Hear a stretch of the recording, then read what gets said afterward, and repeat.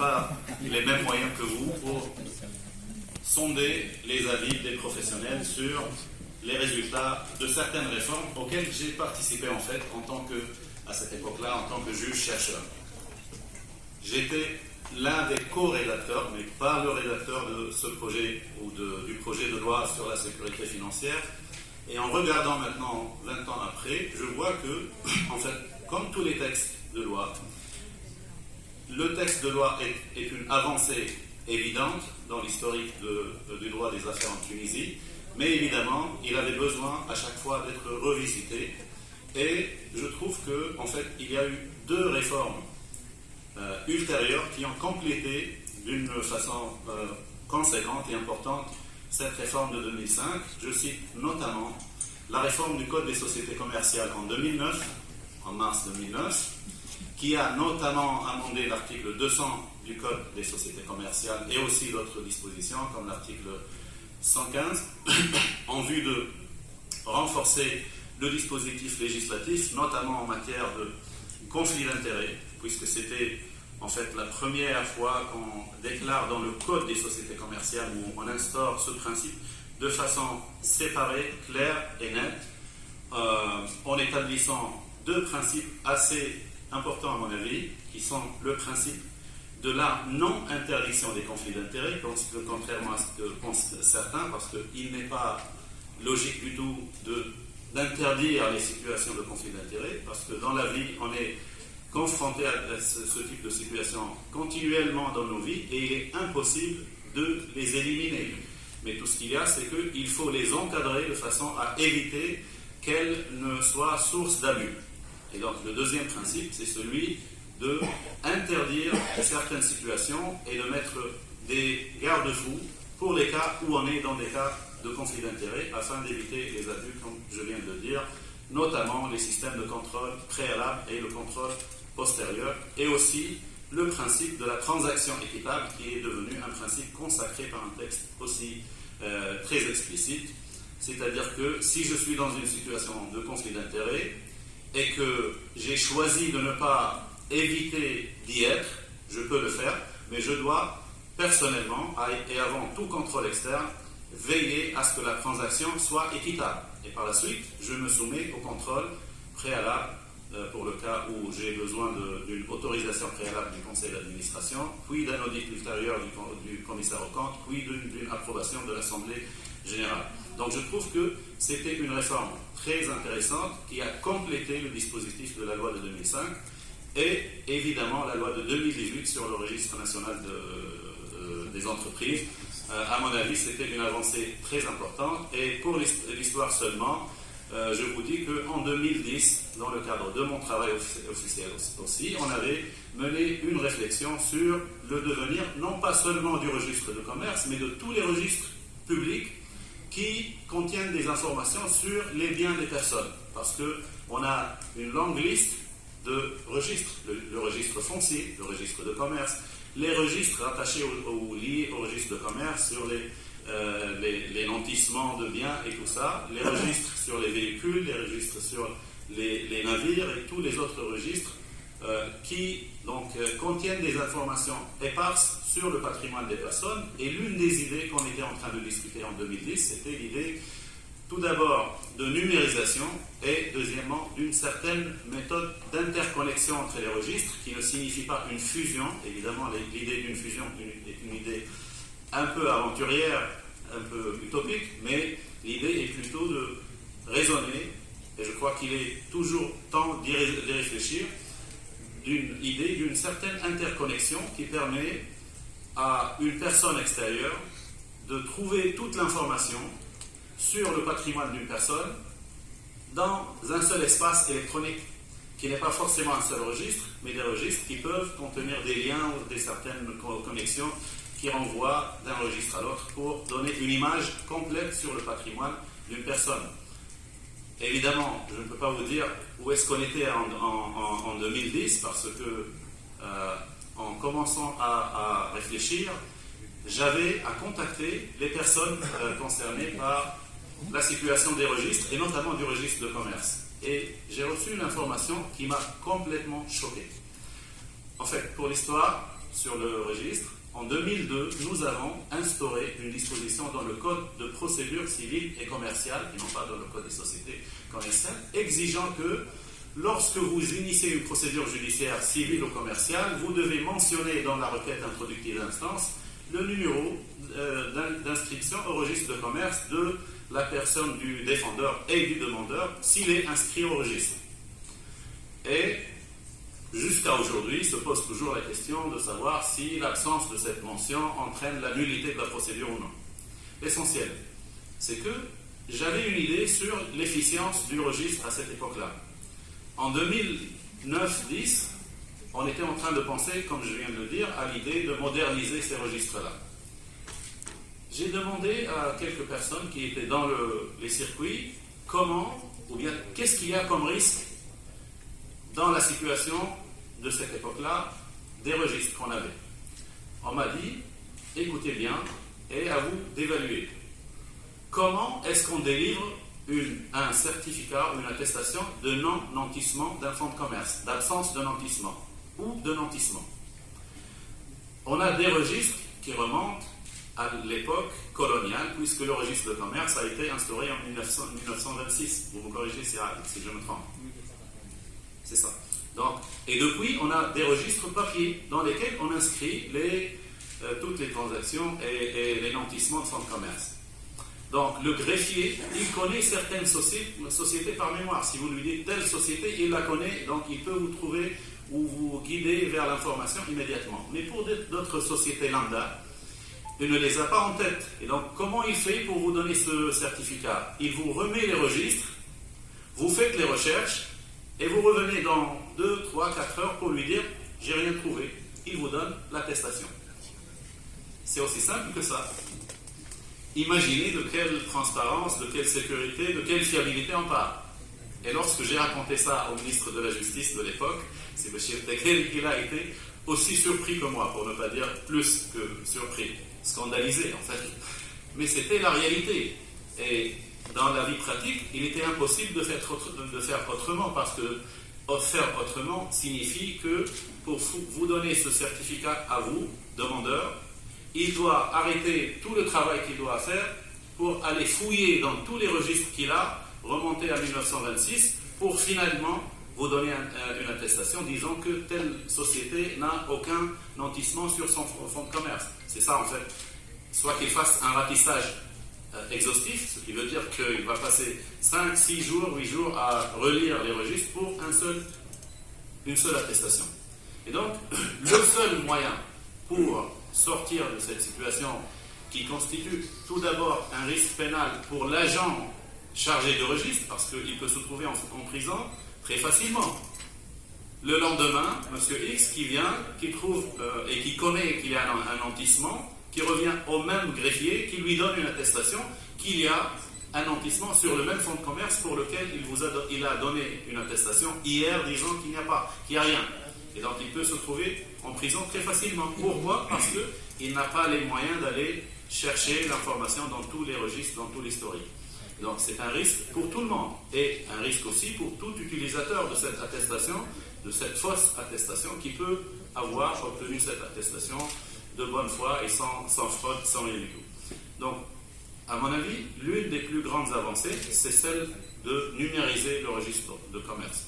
En tant qu'avocat, maintenant, j'ai changé de métier depuis une dizaine d'années. C'est un outil de travail, comment je vais décrire ça, c'est un outil de travail normal, comme les codes qu'on lit tous les jours.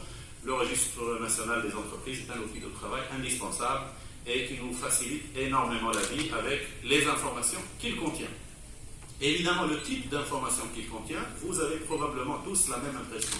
C'est que le dirigeant tunisien ne veille à publier ou à mettre dans le registre que les informations dont il a besoin dans sa vie quotidienne. C'est-à-dire, il a besoin de publier la décision de sa nomination en tant que gérant. Donc, il va courir pour la mettre au registre national des entreprises, pour s'en prévaloir le lendemain. Mais les états financiers, ce n'est pas la priorité. C'est l'impression que j'ai. C'est rare, vous pouvez me corriger. Donc, on voit parfois des entreprises, on voit toute la liste de PV des assemblées générales qui sont déposées au registre, mais pas régulièrement tous les états financiers qui sont mis dans le registre.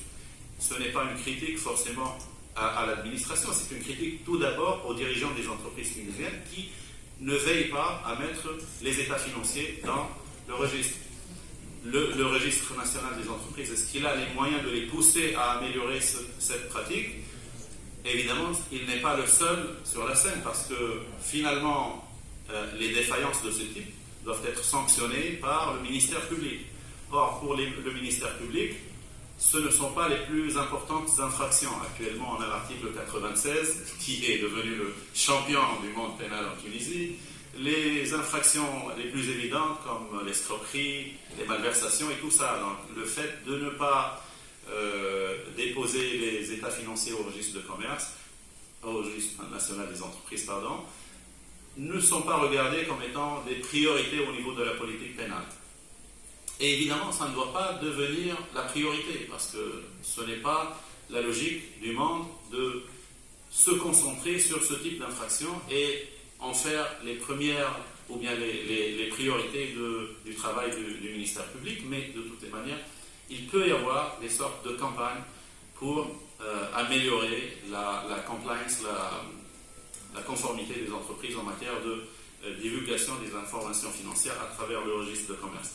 D'autres améliorations sont possibles, mais elles sont liées aux moyens de travail du registre, comme j'ai vu dans les registres dans d'autres pays, notamment en Amérique, en Europe et en Amérique, que le registre ne se limite pas à vous donner une copie des états financiers en PDF ou même autres, mais aussi il y a des registres qui vendent d'autres informations plus sophistiquées, des analyses des chiffres qui sont contenus dans le registre de commerce et qui sont vendus à des prix plus élevés que la simple consultation du document.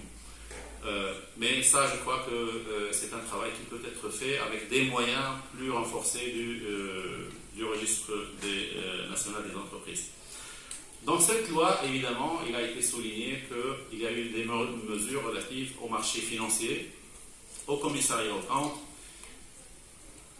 et au contrôle des autorités concernées, notamment le CMF, et de façon plus limitée la Banque centrale de Tunisie. Et il y a eu aussi un certain nombre de sanctions pénales qui ont été introduites, notamment cette incrimination de l'entrave aux travaux et aux vérifications du commissaire aux comptes, qui est quand même un texte assez important face à l'inertie des dirigeants qui refusent ou bien qui cherchent à bloquer parfois l'action du commissaire aux comptes, notamment lorsqu'ils sentent qu'il n'est pas aussi ami que ça de l'équipe dirigeante de l'entreprise. Sans revenir sur tous les aspects et en refaire une redescription, j'ai eu quelques réflexions en fait sur certains aspects sur lesquels on peut réfléchir ensemble. Je ne prétends pas que ce sont des idées très, bien travaillées dans le sens que soumises à une discussion contradictoire avec des professionnels soit du barreau, soit du monde de l'expertise comptable, mais c'est des réflexions que j'ai sur certains aspects liés à la transparence financière qui peuvent faire l'objet d'études plus approfondies.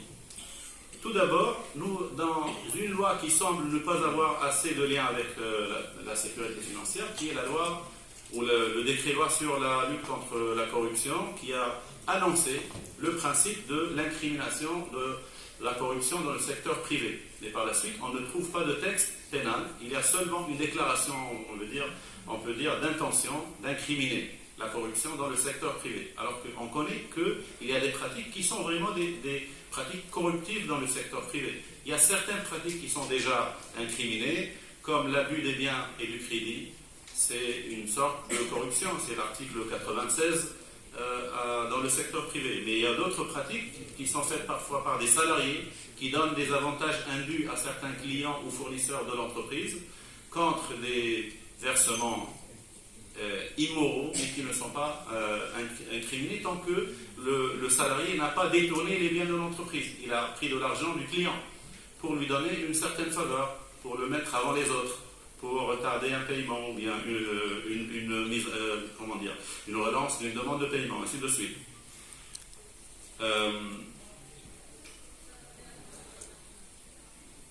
De même, peut-être,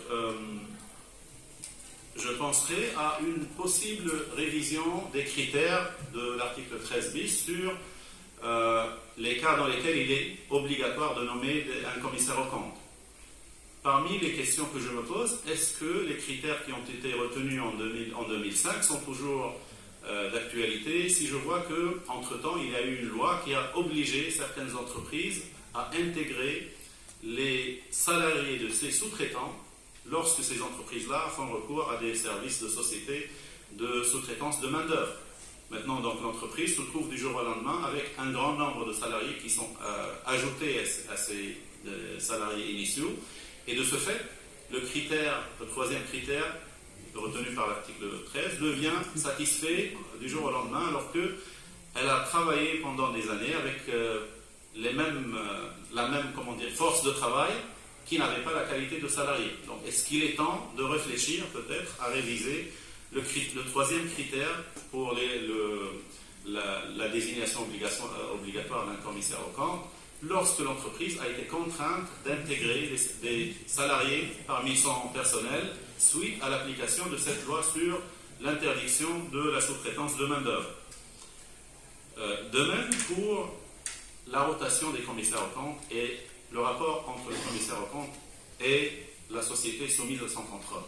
Je vais vous donner la situation en ce qui concerne une autre mission qui ressemble un peu à celle du commissaire aux comptes, mais qui n'est pas tout à fait similaire, qui est la mission d'arbitre.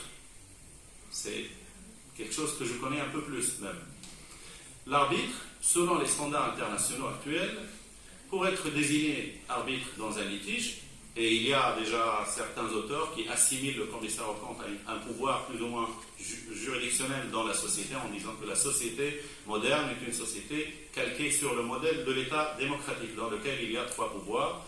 Il y a les dirigeants qui sont le pouvoir exécutif, l'Assemblée qui est le pouvoir législatif et le commissaire aux comptes qu'on assimile parfois à l'autorité ou au pouvoir judiciaire.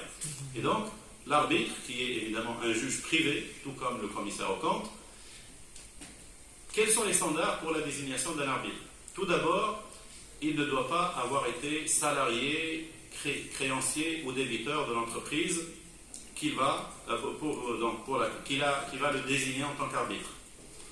S'il était salarié ou lié à l'entreprise par des contrats de service de ce type, ces liens-là doivent dater de plus de 3 ans.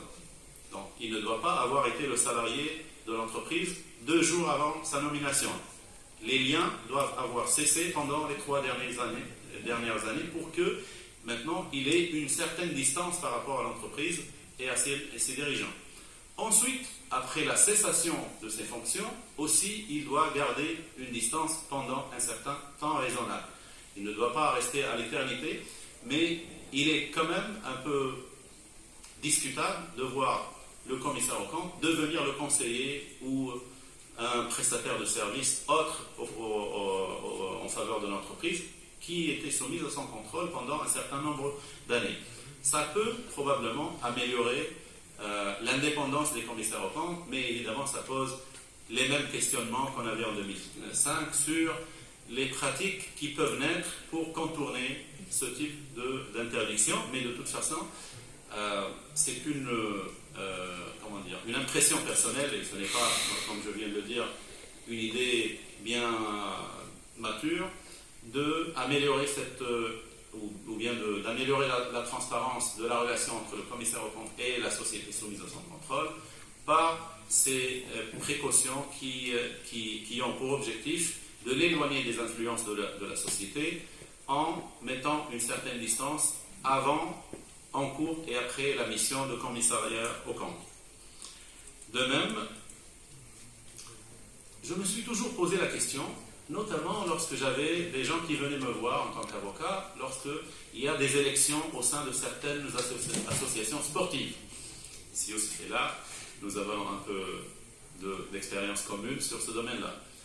Et je me demandais à chaque fois, que peut faire un membre ou un actionnaire aussi dans une société lorsqu'il vient à l'Assemblée générale et il est temps de renouveler le mandat ou bien de désigner un commissaire aux comptes. Sur la table, il y a un seul nom. Et donc, comment ça peut se faire pour quelqu'un qui n'est pas satisfait par ce nom-là? Moi, je me suis toujours dit que il faut présenter aux membres, aux actionnaires, aux associés, une shortlist. Pourquoi ne pas dire que vous mettez sur la table 3 noms et on va voter pour choisir l'un de ces 3 noms? Pourquoi est-ce qu'on vient à l'Assemblée Générale avec un seul nom et s'il y a des gens qui ne sont pas satisfaits, ils n'arrivent pas à désigner quelqu'un d'autre ou bien à identifier quelqu'un d'autre qu'on peut désigner? Donc, à mon avis, la mise en concurrence peut améliorer un peu la liberté de choix du commissaire aux comptes par les décideurs théoriques qui sont les actionnaires ou bien les membres pour les associations. D'autres techniques aussi posent certaines réflexions. L'expertise de gestion qui a été consacrée, j'ai oublié maintenant, je crois que c'était en 2009, comme technique d'audit ponctuel, cette fois, ce n'est pas un audit permanent comme celui du commissaire aux comptes, on a instauré une technique qui s'appelle l'expertise de gestion. Tout d'abord, on l'a instaurée pour les sociétés à responsabilité limitée seulement, ce qui est un peu drôle parce que normalement, il fallait aussi l'instaurer pour les sociétés anonymes. Mais l'expertise de gestion, c'est une technique qui est, vous la voyez parfois dans la pratique, parfois certains amis sont désignés comme experts de gestion, mais on ne voit pas clairement c'est quoi la différence par rapport à l'expertise ordinaire. Alors qu'il y a des critères plus sélectifs. On vous dit que l'expertise de gestion, ça doit cibler des opérations ou des transactions bien particulières, bien déterminées, et donc ça ne doit pas devenir une sorte de ce qu'on appelle en anglais fishing expedition, c'est-à-dire une mission désignant un expert qui va auditer tout. Il n'y a pas de... Donc l'article 139 ne le permet pas. Mais par la suite, après avoir mis ces critères sélectifs et ces exigences un peu particulières, sur le niveau probatoire maintenant, on a un rapport d'expert tout court et un rapport d'expertise de gestion. Lorsqu'on les met devant le juge, est-ce qu'ils ont la même valeur probatoire ou bien est-ce que l'un des deux a une valeur un peu supérieure à l'autre?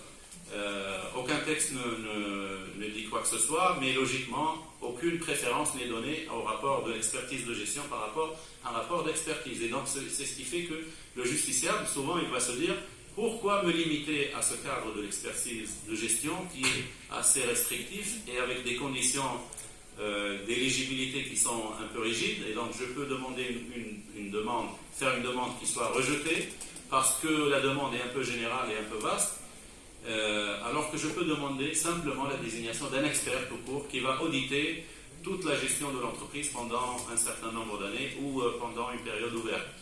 Donc il faut clarifier un peu le régime juridique de cette expertise de gestion de façon à lui donner un sens et donner un sens à la différence entre l'expertise de gestion et l'expertise ordinaire.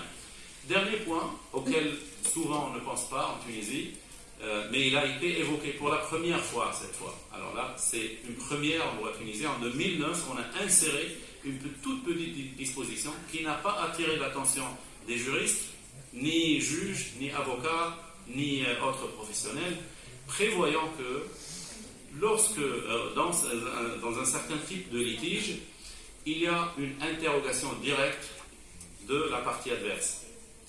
En fait, c'est une innovation assez majeure en droit de la procédure, mais qui est complètement inconnue. C'est quoi cette innovation législative? Ça paraît formel, procédural, sans importance, mais à mon avis, c'est très profond. Dans notre système procédural actuellement, lorsque j'intente une action contre le dirigeant d'une société ou bien une personne quelconque, ou bien lorsque un expert est désigné, qu'est-ce qui se passe? L'expert écrit un rapport qu'il remet au tribunal, il reçoit ses honoraires et s'en va. Par la suite, le débat reste entre les parties elles-mêmes et l'expert, il reste à l'extérieur. Dans le système anglo-saxon, l'expert, après avoir écrit un rapport, remis le rapport au tribunal et aux parties, on l'appelle à une audience, obligatoirement, au cours de laquelle il n'est pas interrogé par le juge, mais par les parties elles-mêmes. Et ça fait une différence énorme entre interrogation par le juge, qui va poser les questions que lui, il a en tête, et interrogation par la partie, ou bien par les parties, qui ont leur manière de poser les questions et qui ont leurs propres questions et qui ont leurs propres informations. Et évidemment, vous le connaissez maintenant, les informations connaissent mieux que le juge où réside le problème et connaissent l'historique du litige beaucoup mieux que le juge. Et donc les parties sont plus habilitées à poser les questions les plus pertinentes à l'expert et à le pousser à expliquer mieux pourquoi et comment il a pris cette position, pourquoi et comment il a donné cette affirmation, et à découvrir les défaillances des rapports d'experts, qui sont des outils actuellement très utilisés par les juges, pour ne pas dire excessivement utilisés par les juges. Mon expérience d'avocat m'a malheureusement donné cette impression que les juges tunisiens font un recours excessif à l'expertise, ce qui fait que l'exercice de cette mission doit être encadré d'une façon qui donne plus de parole aux parties, pas seulement en tant que liberté d'expression, mais comme efficacité de l'outil de l'interrogatoire comparé à l'outil classique de soit la lecture d'un rapport tout court, soit l'appel de l'expert à une audience avec le juge pendant laquelle il est interrogé par le juge et non pas par les parties. Voilà quelques réflexions qui pourraient être utiles pour améliorer le dispositif législatif. Et comme vous voyez, ce sont des idées éparses. C'est comme un peu la logique de la loi de 2005. C'est une loi horizontale et ce n'est pas une loi traditionnelle qui cible un texte particulier. C'est une loi horizontale qui a ciblé un certain nombre de textes divers.